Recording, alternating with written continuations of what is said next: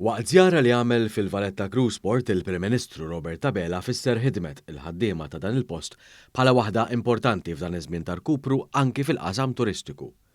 Il-Valletta Cruiseport jaħdem f'żona ta' 48,000 metru kwadru li jinkludi wkoll 19 il-maħżen ta' żmien is-seklu 18 li ġew rinnovati u li minnhom jiġi amministrat il-port.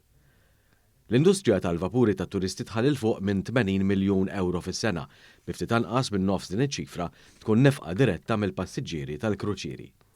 Illum il-ġurnata l-Port il-Kbir mhuwiex biss port li fih jinżlu l-passiġġieri, imma huwa wkoll port ewlieni fejn ta' turisti jibdew u jispiċċaw il-btala tagħhom. Fil-preżenza tal-Kap Eżekuttiv tal-Valletta Cruiseport Stephen Xwiereb, il-Prim Ministru nnota l-ottimizmu li hemm matul is-sajf fost l-operaturi turistiċi wara li wrew reżiljenza li ma bħala waqt pandemija. Wa rimarka li pajjiżna issa qed jesperjenza ċifri li qarbu ferm lejn dawk ta' qabel il-pandemija. Tkellem dwar kif pajjiżna qed jindirizza l-isfida tal-istaġjonalità. Malta titqies bħala t-tieni l-aktar pajjiż fl-Unjoni Ewropea li qed jiġbed lih turisti matul is-sena kollha kemm hi. Il-Prim Ministru Robert Abela sostna li l-fiduċja minn dawk involuti fil-qasam turistiku twassalna biex ninvestu iżjed u ninċentivaw prioritajiet ġodda fis-settur.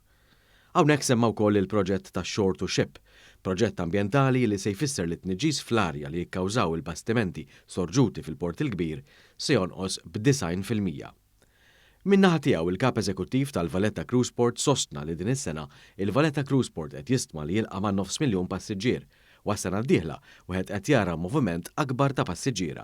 Ilħaqna sena rekord fl-2019 kien ħaqna 900,000 moviment ta' passiġġieri.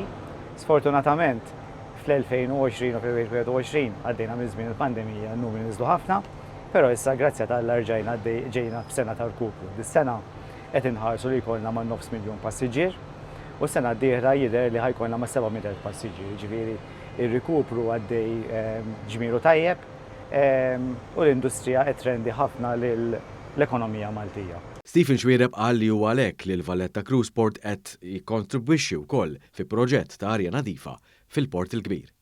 Innota wkoll li għat-tieni sena konsekuttiva l-Valletta Cruiseport ġie nominat bħala l-aqwa terminal tal-kruċieri fl-Ewropa u jinsab ukoll nominat bħala l-aqwa terminal fid-dinja għall-kruċieri f'dak li għandu x'jaqsam mas-sostenibilità. Jakkumpanja lill-Prim Ministru fi żjara kien hemm il-Ministru għat-Turiżmu Clayton Bartolo.